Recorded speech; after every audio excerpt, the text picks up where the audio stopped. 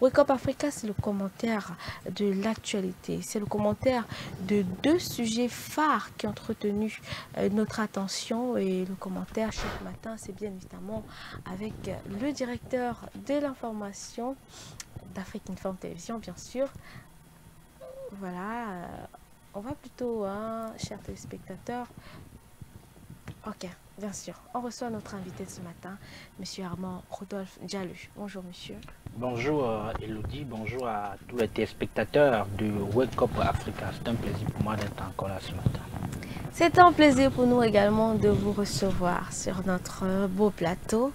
Surtout que vous venez nous apporter de la lumière sur nos différents points d'ombre. On va donc commencer tout de suite avec le premier sujet qui a retenu notre attention. Il s'agit de la une du quotidien Mutation, le quotidien Mutation qui s'intéresse à Marie-Pauline Bola, incarcérée depuis 2 ans déjà du côté d'Abidjan. Elle crie à l'aide. On veut savoir avec vous ce matin, est-ce que le Cameroun, est-ce que l'État du Cameroun est en mesure justement d'agir en faveur de cette femme, de sorte que, de cette compatriote, on va le dire, de sorte qu'elle retourne au bercail? Bon, j'avoue quand même que j'ai beau fouiller depuis tout à l'heure sur Internet pour savoir ce sur quoi elle est véritablement incarcérée. Je n'ai pas encore lu le journal Messager. Maintenant, quand on est dans un pays d'accueil, on est jugé selon les lois de ces pays d'accueil. Il y a les pays qui ont des conventions et des relations, notamment du point de vue judiciaire, avec d'autres pays au niveau de l'Afrique. Je ne sais pas c'est pourquoi elle est jugée sur ce point de délit de droit commun. Elle doit être jugée dans ce pays. Ça ne sert à rien de créer. Si c'est pour un problème au niveau peut-être du mariage, elle doit être également jugée dans son pays d'accueil.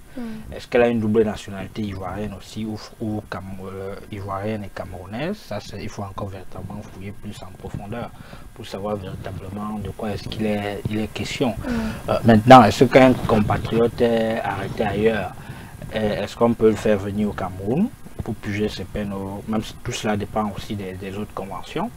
Il me semble qu'il y a eu l'artiste Longa Longa qui avait été arrêté du côté de la France pour acte de viol sur une Camerounaise naturalisée française, mais qui était française. Dans le fond, Longa Longa a été jugé selon les lois françaises et gracié aussi selon les lois françaises. Donc moi ici c'est quasiment un peu la même chose. Donc il faut d'abord mieux comprendre de quoi est-ce qu'il est question, comment est-ce que l'État du Cameroun peut intervenir, est-ce qu'il peut avoir un mécanisme de faire en sorte qu'elle vienne purger cette peine-là du point de vue local. Ça, ce sont encore les conventions et c'est des choses assez techniques et juridiques. Ce qui vous dit au Camerounais, c'est que quand vous allez dans un pays, d'accueil pour chercher de l'habitance, il faut respecter les lois et règlements de ces pays-là parce que vous êtes les ambassadeurs du Cameroun dans ces différents pays. Donc, ce n'est pas parce que vous allez aller voler ailleurs que vous allez appeler à l'aide le Cameroun, vous allez purger la peine là-bas, selon les lois de ce pays-là. Parce que vous avez volé dans ce pays, et Dieu sait qu'il y a la quasi-totalité des Camerounais qui vont à l'étranger font dans des choses qui ne sont pas assez loyales du point de vue de la loi. Du moment où ils sont arrêtés, ils sont jugés. Il y a de cela quelques années, par exemple, il y avait le FBI, la police spéciale américaine, qui traquait des voitures qui avait été volée aux États-Unis et vendue au Cameroun. À l'époque, on avait même arrêté la voiture d'une célèbre mère, le vénéré mémoire Françoise Foni. Elle avait acheté sans connaître que c'était une voiture qui était volée du côté des États-Unis. Vous voyez que des systèmes, le FBI, en tout cas, il y a ce qu'on appelle la police internationale, l'Interpol, qui travaille en symbiose avec les autres pays, police au niveau local. Donc, ce que je dis, c'est que les Camerounais sont les ambassadeurs. Ce n'est pas parce que vous allez commettre un gaffe ailleurs que vous allez appeler. Vous savez que les gens interpellent pour bien quasiment un peu de partout. Quelqu'un travaille, toute sa jeunesse, il ne parle pas, il peut être musicien, il peut être footballeur, il ne rêve pas que demain. Il n'aura plus la même force. Il n'aura plus la même force. Il mène la vie et puis quand ça ne va pas vous accuser le président de la République, c'est pour le président de la République qui va vous demander d'épargner pour votre vieillesse ou alors d'arranger votre vieillesse. Donc la compatriote comme je disais tout à l'heure, si c'est un délit de droit commun, elle doit être poursuivie de la plus ferme des manières avec les lois ivoiriennes. Je ne vois pas en quoi est-ce qu'elle peut interpeller à ce niveau-là le Cameroun. Est-ce qu'il y aurait une stricte mesure dans laquelle le Cameroun pourrait justement intervenir pour l'extirper de là? Même si c'est pour l'extirper de là, dans le pays ivoirien, tout comme au Cameroun, celui qui a le droit de grâce, le président de la République Alassane Ouattara, est-ce que le président Alassane Ouattara l'a gracié? Est-ce que si elle va arriver au Cameroun, c'est pour continuer à poursuivre ses peines? C'est ce que dit, c'est que chaque nation est indépendante et autonome. Le Cameroun ne peut pas interférer dans le système judiciaire ivoirien. Voilà. Est-ce qu'il peut avoir un transfert qui vient purger ses peines au Cameroun? Ça, je n'ai pas encore lu les conventions, donc ce sera difficile pour moi d'épiloguer sur quelque chose que je maîtrise pas assez. Ce sont des thèmes assez techniques.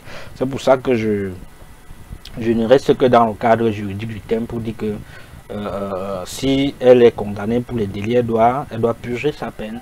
Et puis à un moment, si elle décide, si elle finit de purger sa peine, de revenir au Cameroun, elle revient au Cameroun. Si c'est pour les délits d'extorsion d'argent, elle doit également purger véritablement sa peine. Parce que c'est pas parce qu'on crie à l'aide que forcément on est innocent.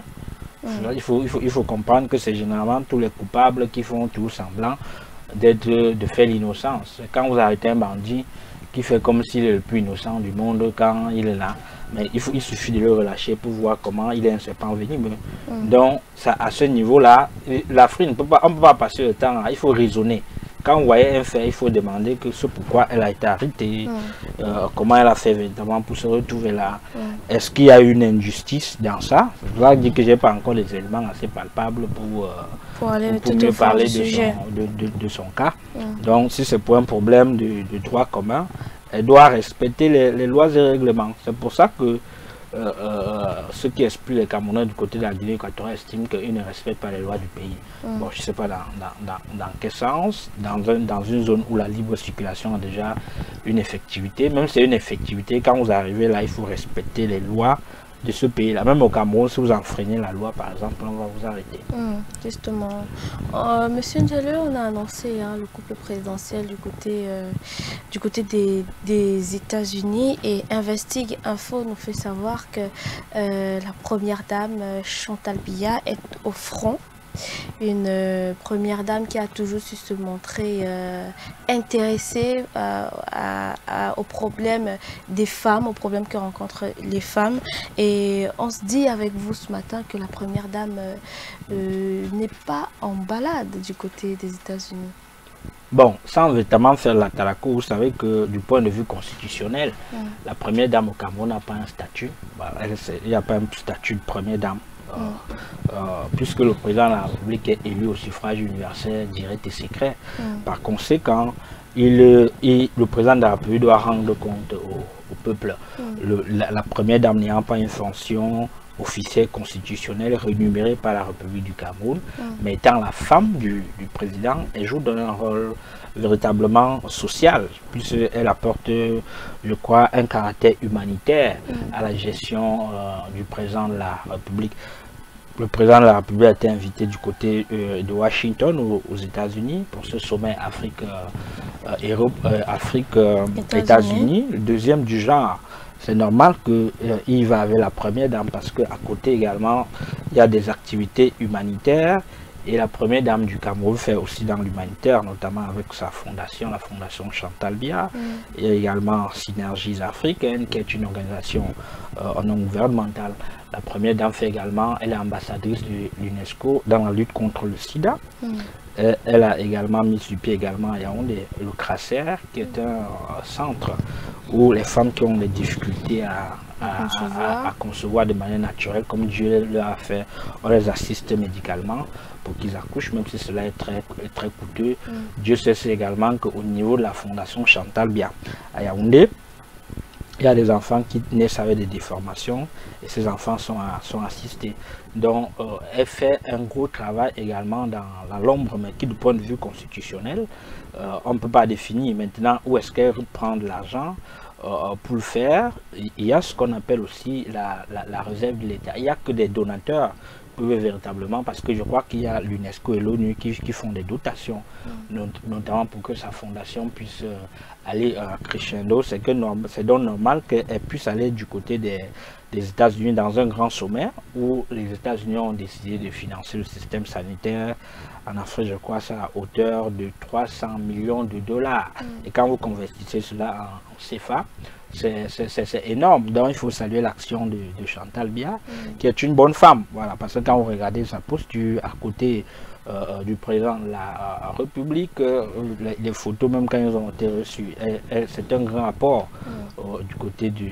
Certains disent qu'ils ont déjà, que la première dame a un grand cœur. Bon, c'est vrai aussi qu'on est dans un pays où les gens font beaucoup de la talakou. Ils ne travaillent pas.